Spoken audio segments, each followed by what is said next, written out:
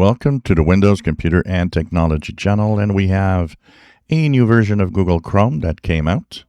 This brings Chrome to version 152. If you go on the upper right corner and the three vertical dots, go down into the Help and About Google Chrome, you have 152.0.7977.65. That is what is now the new version for Chrome. But what's important, because there doesn't seem to be a lot of front-facing features on this new version, except that there's total deprecation of Manifest v2. So that will, of course, break ad blockers.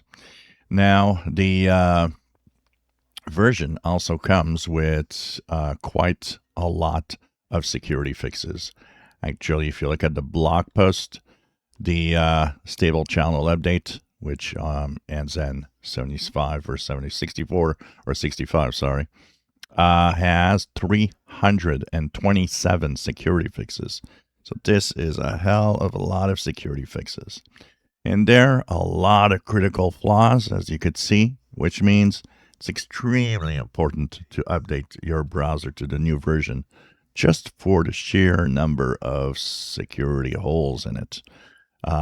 So there's a lot of things are being fixed in different modules in different places within Chrome, including, in the sandbox, which means that, something can come out of whatever website is within Chrome, Chromecast issues, stuff like that. So there's a lot of stuff, a lot of high severity. Also, look at the number of high severity flaws that are in here. So 327 total.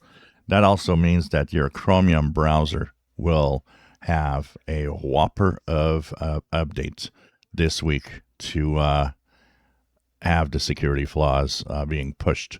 So it's important to update, and it will be important also to update your security, your Chromium browsers for security reasons this week, especially once these are reported. Bad guys start, of course, checking the exploits and how to, engage into getting malware in there and so on. So Chrome 152 is now available with 327 security flaws. If you enjoy my videos, please subscribe, give us thumbs up. Thank you for watching.